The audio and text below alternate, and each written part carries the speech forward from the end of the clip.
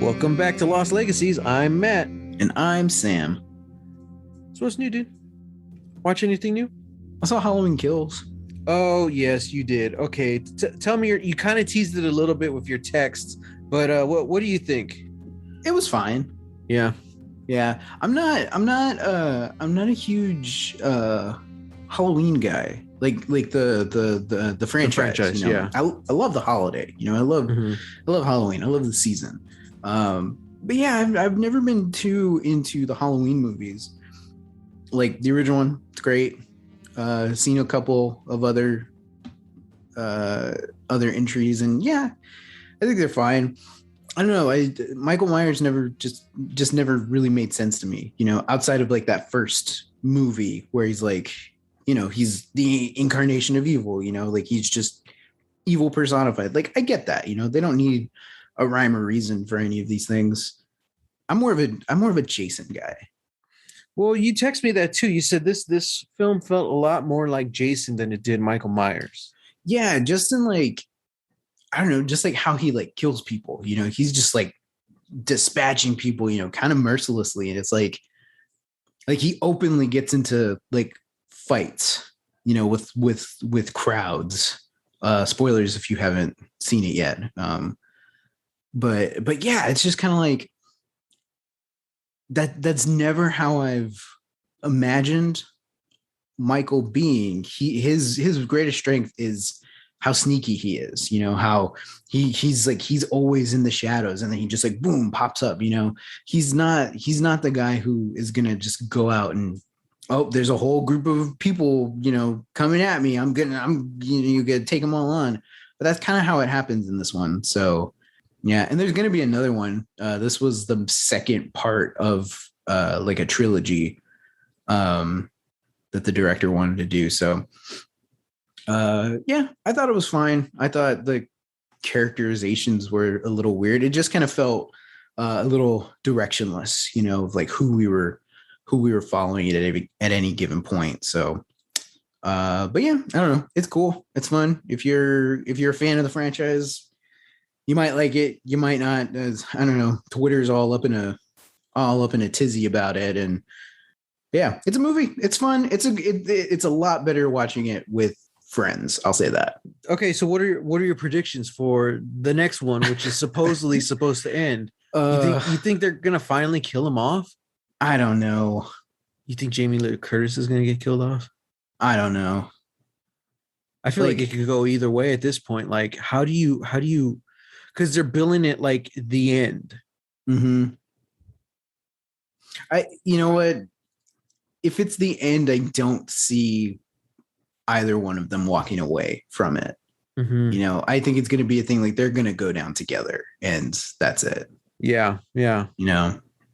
We'll see. I don't think this is the end of the franchise, but it'll be the end of Michael Myers for the time being. Mm-hmm.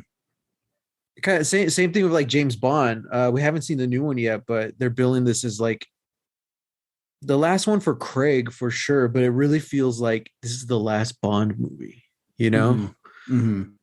Which we know it's going to be back, and it's probably going to be radically different. Well, it's the same producer, so probably not. It's going to be just the same. Yeah, maybe. We'll see. So I guess quickly, in spirit of, this is airing way later, but we're in a Halloween season when we're talking about this. Who'd win in a fight, Jason or Michael Myers? I think it's Jason, dude.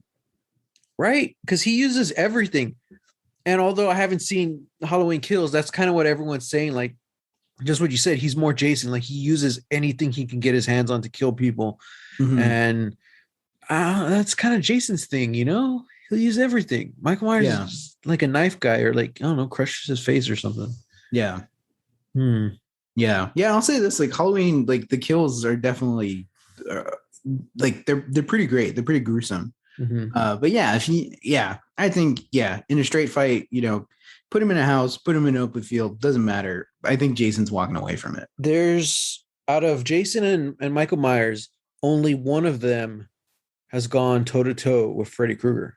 Mm-hmm. And come out on top. Yeah, exactly. And only one of them has been to space. Mm-hmm. That's our boy, Jason. Jason X. Mm-hmm. Worst movie ever. I mean, I loved it when it came out. I loved it. And then I tried watching it was like a year or two ago. I'm like, oh God, this is it felt like a sci-fi channel movie. I'm like, what? Yeah, it's pretty bad. I didn't remember how bad like the CGI was or anything. I'm like, yeah, that movie is nuts, man. Although I do kind of want to see another one because like they have robots, they have like a cyborg, and like I want to know more about this future. I want to see Jason X go up against like the xenomorphs or something, you know? Like he could do it. Jason X could definitely do it. I just have so many questions about the Jason X universe. Like I need more. Meanwhile, I don't got any updates for you about anything on my end. Tonight at 11 p.m. because we're central, so it's 11 p.m. for some reason is the season finale of Only Murders in the Building. So I'll probably be talking more about that next episode. Nice. So yeah, I'm pretty excited for that. Other than that, I don't know. I'm counting down the hours. New campaign of Critical Role is Thursday, the show that got me into Dungeons and Dragons and changed my world completely for the better. So yeah, campaign 3 this Thursday. Can't wait. So nice. Yeah, that's about it. I think, yeah, so I'll just do some shout outs. What's that channel we watch? Is it called How to Drink? Yeah. How to Drink. I forgot the guy's name, but he's this bartender guy on YouTube and he shows you how to make certain drinks. And a lot of it is like based around like pop culture. So he did a D&D one and he did 2 episodes for Critical Role where he made 2 really good drinks that they mentioned in the show, which sound amazing. And he made 2 really bad drinks from the world of Critical Role. So it's really cool. It's a 2-parter. Go watch that. Other than that, I feel like this is one of those cases where we're going to be talking about Lost, and I'm going to think about what I wanted to say, but I can't remember. But you know, this confusion I'm having fits quite nicely with this episode we're talking about today, Sam. Season 2, episode 21. Question mark? In a dream, Mr. Echo receives instructions from Ana Lucia and his brother Yemi to help Locke find the question mark. Meanwhile, the rest of the survivors try to ease Libby's passing. All right, Sam, I have spoken to you 0 today. So what are your thoughts? I don't know how you felt about this at all. I guess that's true. Yeah. Yeah, because usually I send you a text afterwards, and it's usually just the same text where I'm like, damn. Yeah. Hell of an episode. Lost at night. You watch it early in the morning. So you usually text me first thing and I'm like, oh yeah, it's really good, or yeah, it was all right. Or, you know, it was bad. But I got no text. So I was like, oh, did he sleep in? What happened? Honestly, I just completely forgot to send that text because the episode just was so amazing. I don't know. It was like, it's good. It's a good episode. I do kind of feel like it's a little all over the place. Interesting. And I don't know if it's a bad thing, but like it does just like, I don't know. It's just like there's a focus, and they're trying to focus on Mr. Echo, you know, mostly through this episode. Like, he's the one we get the flashbacks for. He's kind of our POV into the situation, but there's so many other things going on right now that it just feels like, even in something that should be his episode, it does kind of feel like he's kind of locked out of like most of the story, you know? Well, I think typically in shows, you'll see like a really dark, dramatic episode or storyline or something like that. And then the next week you'll get something a little more lighter to kind of, I don't know, cleanse the palate a little bit, you know, make sure your audience is still having a good time. But we're in the final episodes of the season, so it's like they're kind of trying to just keep going, boom, boom, boom. This episode, what it does is it kind of it feels like the main focus should be what happened at the end of last episode. Two Right. of your cast members were murdered. That's kind of what the story is. This episode jumps in and it's not a one-off, it's not a self-contained thing because it is relevant to the overall storyline, and we do get some lost mythology or lore, whatever you want to call it, in this one. Mm-hmm. It just doesn't have anything to do with the murder storyline. Yeah. So it really felt weird. It was a little jarring that a lot of that wasn't addressed. I guess let's talk about the flashbacks first. Okay. So we see him after the events where his brother died. Now he's a priest and he looks like he really doesn't want to be a priest. And he's trying to go to he's in Australia now. So we don't really know how he gets from Africa to Australia. Mm-hmm. But he's a priest in Australia and he's trying to get a passport to America. And the priest ends up assigning him a job to investigate the supposed miracle of this girl who had drowned and it came back to life on like the autopsy table.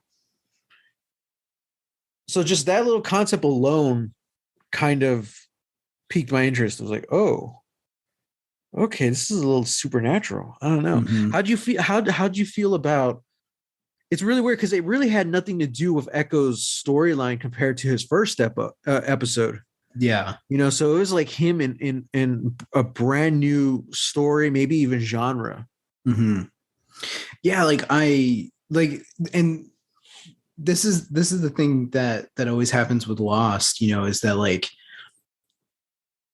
we can go so many episodes without like faith coming up, even though that's one of like the big themes of the show, right?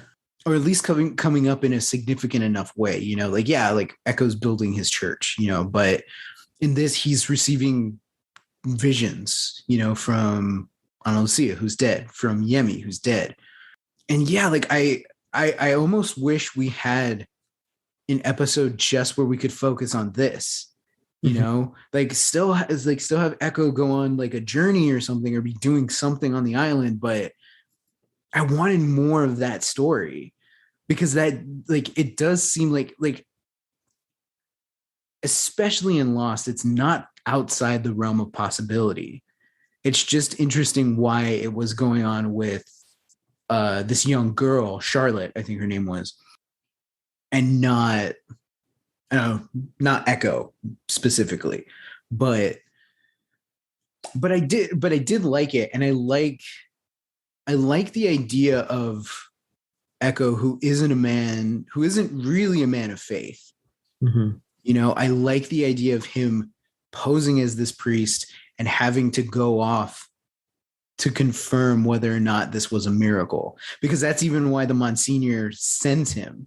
Mm-hmm. He Echo tells the Monsignor, like, I don't believe that this is a miracle. And he's like, yeah, why do you think I'm sending you? Mm-hmm. So it's like, okay, yeah, like that, like that makes sense. And that's something, especially like as a writer, I'm like, that's fascinating. I want more of that. Like, give me that like character introspection.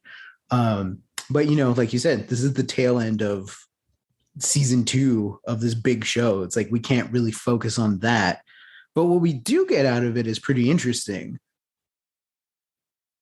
because we end up meeting back up with the fortune teller, the psychic who told Claire that he had horrible visions and basically bought her a ticket to go to Los Angeles.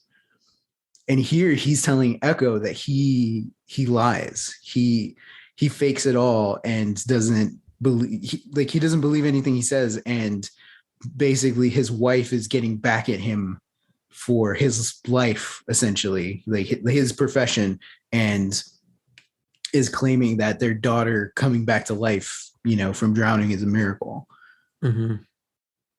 which is interesting. Yeah. Yeah, and it took me a second. I was like, this guy looks really familiar. We're in Sydney. Like, I should recognize this guy. And when he said fortune teller, I was like, Mm-hmm. oh man. Yeah, it's crazy. So it's also, I wonder where in the like timeline this is, because he calls Claire in the middle of the night and says, "You need to get on this plane to Australia. I already bought you the ticket." So Mhm. it sounds like it's like the next day. So in the background of Claire's story, this psychic, supposedly his daughter just came back to life out of nowhere. Mhm. He doesn't believe it. But then he has this kind of, he's a phony. So he's not expecting to get anything by reading Claire, but he has this kind of like nightmare reaction to fake reading her, Mhm. and he tells her, he's like, I can't help you, get out of here. Here's your money back. And then he kind of sits on it a little bit. And he's like, I think I know how to help you.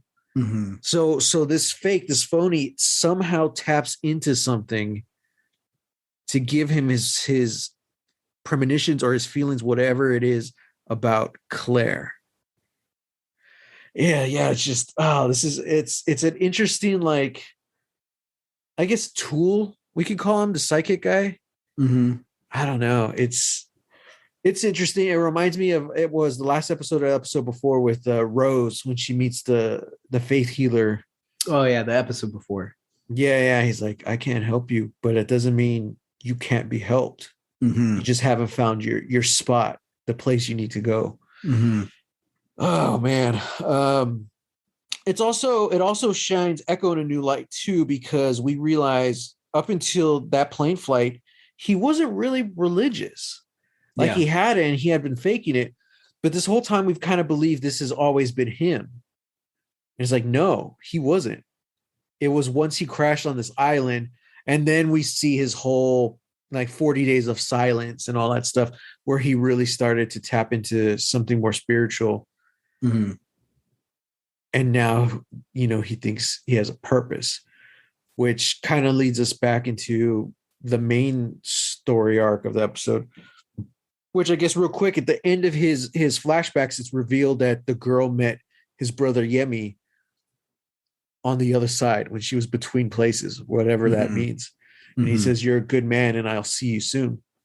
So now we get to the island, and those flashbacks are interspersed between the story. And yeah, he has a dream where he's talking to Ana Lucia, and in the same dream, he meets his brother Yemi in the hatch, and basically saying, you need to help John. He has a purpose, and the work being done in the hatch is the most important work. Mhm. And you have to find the question mark.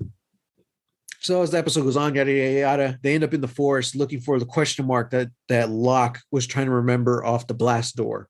Mhm.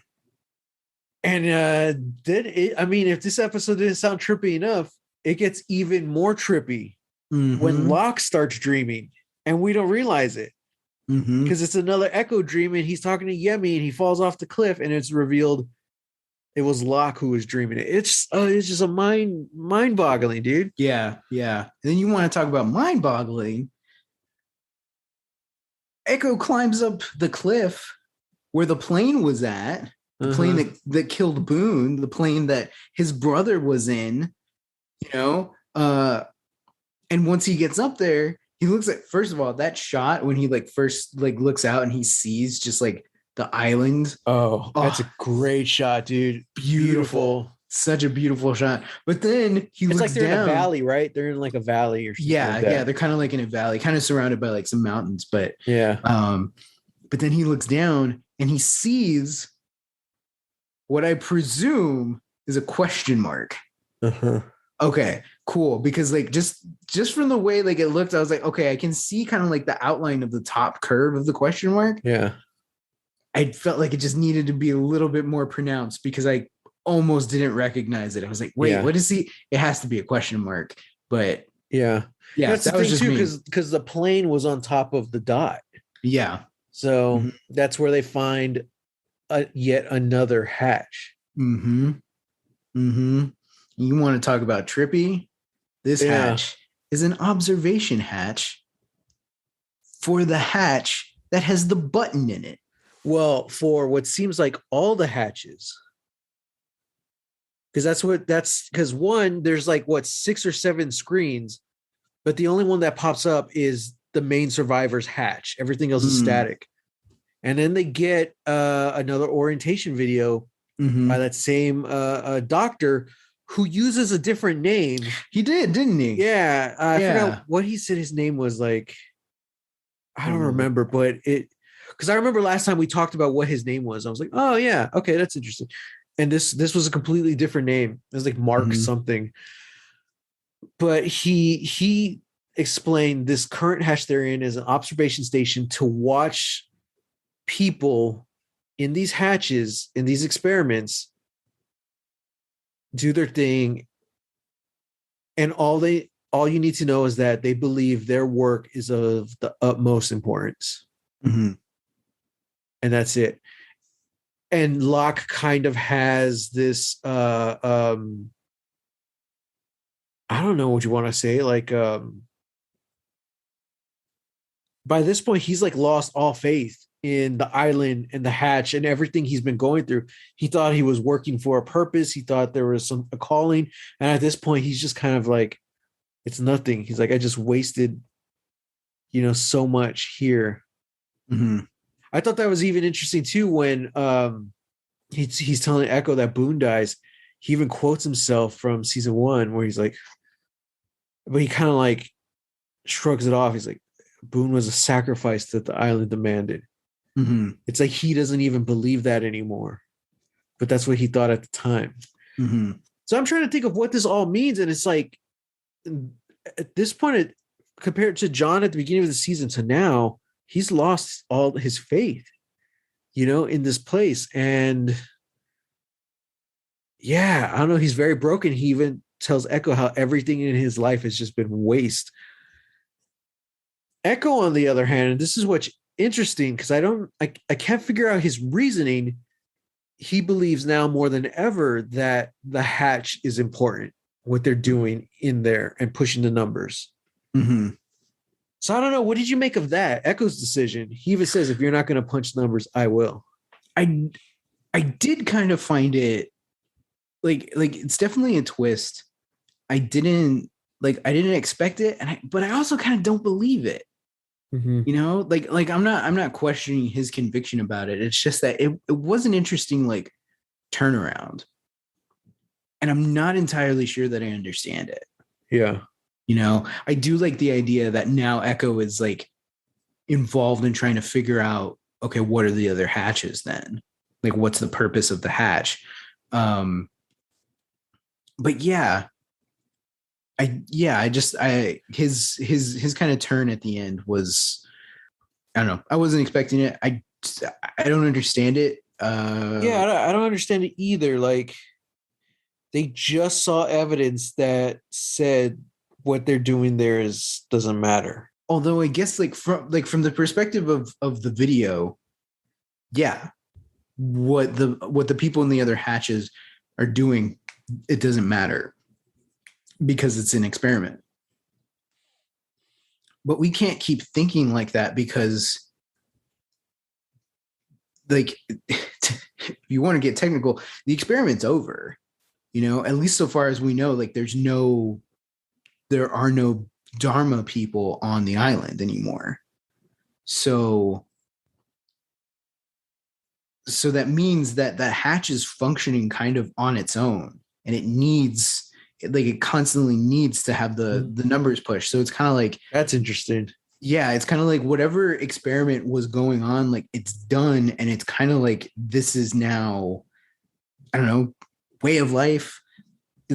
This explanation kind of got away from me, but the point is that like I think Echo sees that whatever's in the orientation video, it's irrelevant because what we're doing now, what they have been doing with the hatch, that's more important. Like the hatches themselves are the things that matter, not so much like the pushing buttons. Yeah. Okay, that's interesting. Yeah, because also like he kind of seems like it's kind of this blind faith, like he's just following the directions, like where we're gonna go, where we're gonna go. For Mhm. some reason, his dreams and his brother Yemi led him to this place, and it's Mhm. leading him to the hatch. So it's kind of the mindset like this has to be important. I'll do this. We'll figure it out. Mhm.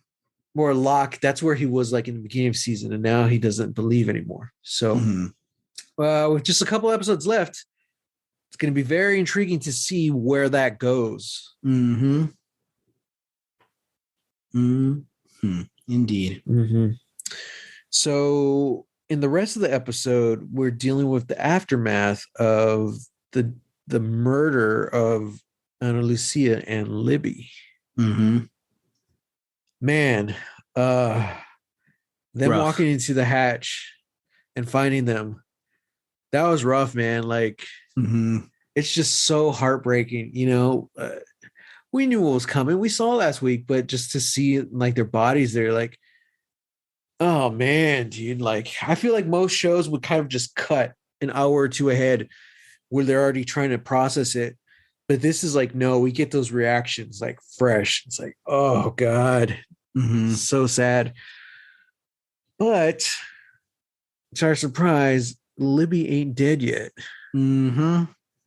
which kind of makes it even worse, man. Like, It's I was thinking about it earlier today, and especially because like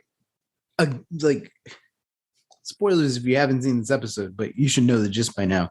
Uh like Libby's dead by the end of this episode. yeah, And it just feels cruel. It yeah. feels cruel that we were given like this, like we see her body at the beginning of the episode. She like spasms awake, and we're like, oh, and everybody's like, okay, let's do this. Let's do this. Jack's trying to, put her up. He's like, I can't help her with the things that I don't have. Kate and Sawyer have to go get heroin, to Mhm. sort of like calm her down, to like put her like in a state of ease. And like that's twisted. That sucks. Yeah. Hurley finds out and he goes, and it's like, man. And then then Michael, this whole episode just super twisted. The fact that he's there, he's constantly asking about Libby, and I guess everybody's thinking like, oh, like he's really concerned about Libby, and it's like, no, he's concerned that Libby's gonna rat him out. That's Yeah. why, it's sick. It feels sickening to, because we love Michael, and we love, at least for what we got to see of Libby, we love Libby. Mhm. And so it's just like, it's this, it sucks. It sucks that this is the arc, and this is what Libby has to go through. And her last moments are just even more heartbreaking, Oh, dude. as Yeah. the only word she says when she like fully wakes up at the end is Michael. Hmm. And Jack is saying like, he's fine, he's okay, he's all right. And she's mortified, she's Yeah. terrified, Yeah. and she dies. And it's like, She dies in fear, man. And like, yeah. it's horrible. And like, kudos to Cynthia Watros, I believe. Mhm. That's what we figured out last time. Because it's not a quiet, calm death. You're just gonna close Mm-mm. her eyes. Like, no, dude. Like, her mouth is open. Like, she was terrified. Uh, I also feel like that's the point, though. I feel like good on them, good on Lost, because they really make you feel the death. Um, Last episode, it was Ana Lucia's episode. It was her swan song, and she got killed. Libby. It's almost more tragic because she was killed like as an afterthought, Mhm. and that's what made the twist so big. It wasn't this big build up and lead up, and it's like, oh crap! It's just literally 1 second to the next. Michael freaks out, and Libby's gone. Mhm. So this episode, I felt like it was a good send off because they got to show Libby a little more, even if she was suffering. But yeah, I mean, I feel like you couldn't have done that with Ana Lucia. Yeah. It had to be done with Libby because Ana Lucia was strong and stubborn and a badass. All we've got from Libby is like she's sweet, she's nice, she just tries to help everyone. So Mhm. the fact that she's the one that suffers is very cruel. And I think that the way they set it up, that quote unquote, that's Henry Gill. This is on him. And the audience is thinking like, no, this is on Michael. So it Mhm. kind of draws those battle lines right there. Like there's like no redemption for Michael. Maybe after the last episode there was, but after seeing what Libby went through this episode and how she died, like no, there is no redemption for this guy. At Yeah. least not that I could see. So it really ups the stakes even further. And I think it's a nice send off for the actors. You know, Mhm. they're just not gunned down and they're like, all right, well, that's a wrap on Michelle Rodriguez. We got to see her one more time in the dream. We got to see Libby's death, and we got to see her in a flashback at the airport. Mhm. So I think that's kind of like a nice send off for both of them. Well, I'm trying to think of like what else happened. Hurley feels like it's his fault because he forgot the blankets. Mhm. So Libby went to go get him. But there's surprisingly, just like last week, there wasn't a lot of characters in this. We have so many cast members who haven't been seen. Mhm. So we'll probably see some more reactions in the next one. Yeah, the only other things that I would want to mention is we now know where Sawyer has his guns. Oh, that was a cool little Yeah. reveal. It was in his It's tent the whole time. yeah, Yeah. he's sleeping on top of him. Yeah. I thought that was really cool. Um Also, I'm tired of Jack's bullshit. I am too. But at the same time, I feel like it's so weird because like I feel like Jack right now in this state, this is who they need leading them. He's Mm, always been against being the leader, but now he's here, and I feel like they need that strong hand mm, to move on, to move forward to whatever comes next. The problem is Jack keeps blaming everyone else, but a lot of this is on him, yep. you know, and that's where like it lost is kind of frustrating. It's like, yeah, none of your characters are talking. None of your characters are talking. Yeah. If Jack had been talked more or explained himself more, this wouldn't have happened. In fact, if Jack had had his way, this could have been a lot worse because he was on Henry's side at the beginning. Hmm. You know, his moral, his morals, his values that he's been instilled with his whole life probably would have got them killed. Yeah. It's frustrating. It's exciting. Well, Hmm. I'm very curious to see what happens next. So much of this episode, I mean, I've been telling you this whole time we've been doing this podcast. I forgot so much of the show. So when they Hmm. went down into the hatch, I was like, I have no idea what they're gonna find down there. Like I've completely just I went to Hmm. college since then. I was in college when Lost first, was on. So like a Hmm. lot of that stuff has vanished in a haze. But yeah, man.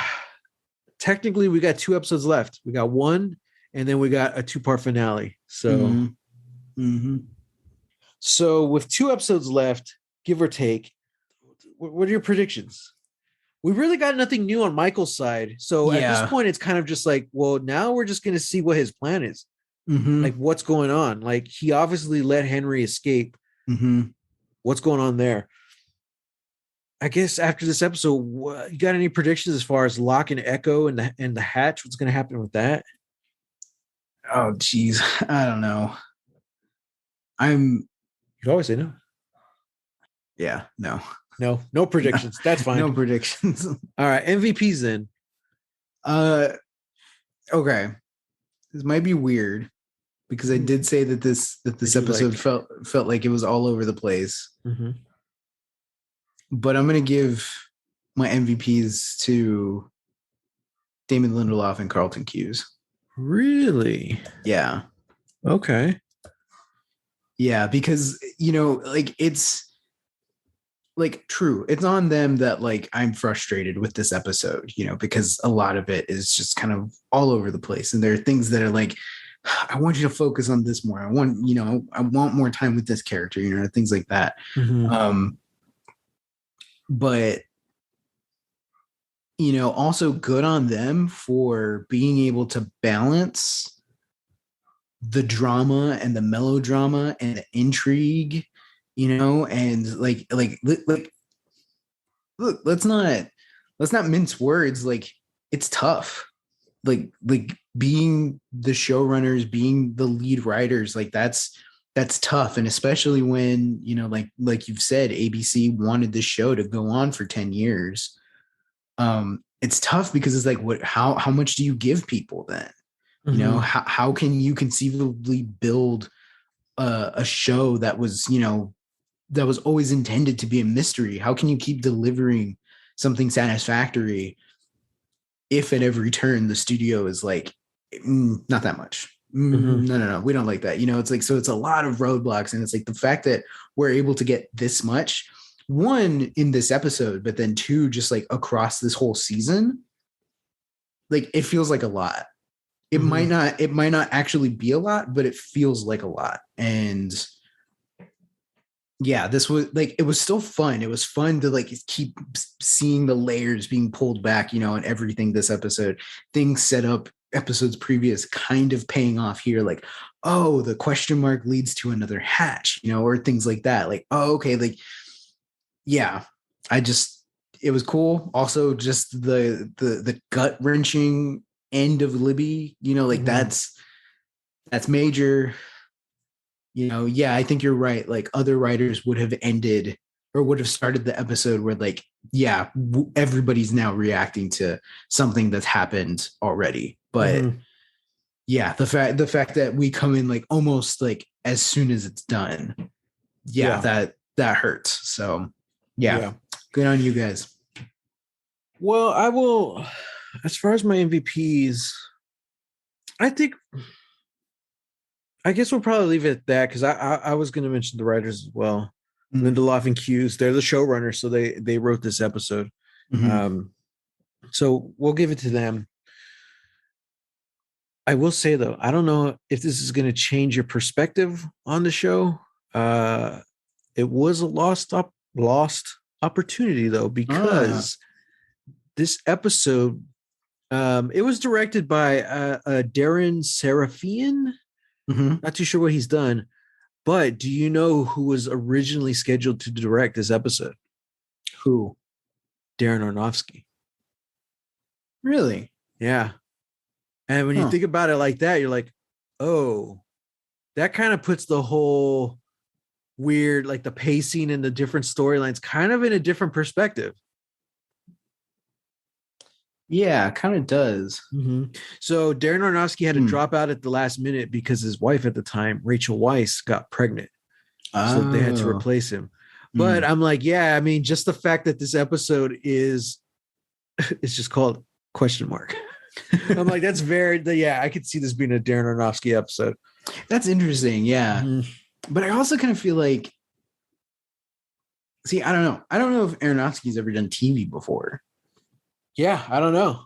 So that alone right there would have been interesting, to see like him who, oh man, what year was this? This was what, 2005? Yeah.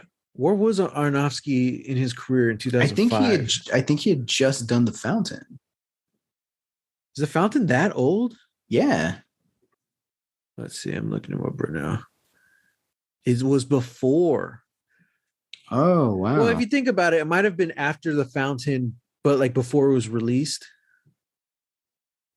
Oh, that makes sense. Yeah. Yeah. Okay. Okay. Oh, well, actually, no, because this episode is May 2006. Yeah, it's the end of season 2. So yeah, editing wise, he would have done this after filming The Fountain. Mm-hmm. Yeah. Mm-hmm. He might have met Rachel Weisz on The Fountain.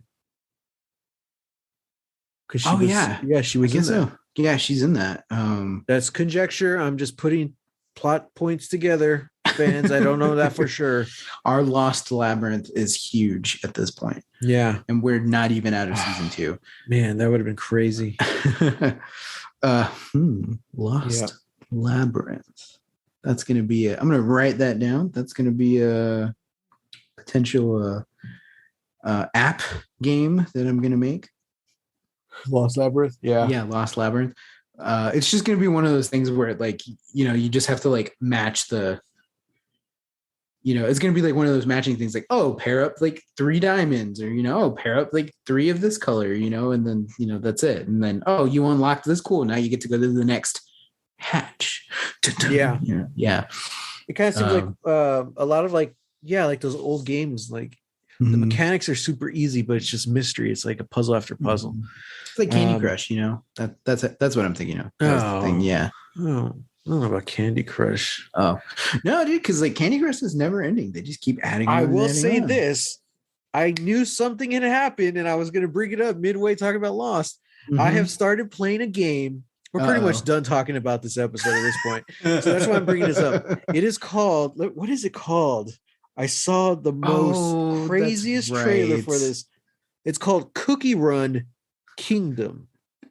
We are not sponsored, by the way. No, the game starts off as this world was created by these 5, like, I guess they're deities, but they're all different types of cookies, and they're wiped out by like the evil cookie.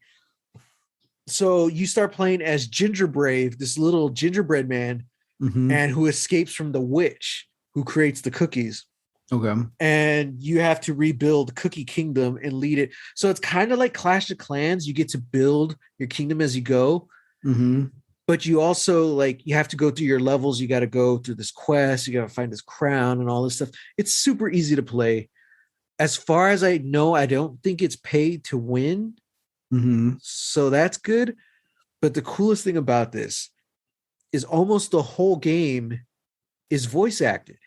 Which is very rare for these mobile games. And like each cookie is played by a different actor. So it's super immersive. And when I say each cookie, Sam, there's like 20 cookies you can get on your team. Jeez. Yeah. So you're Gingerbrave. And then there's like Adventure Cookie, who's like Indiana Jones. He has a whip. There's Knight Cookie, who's like a knight in shining armor.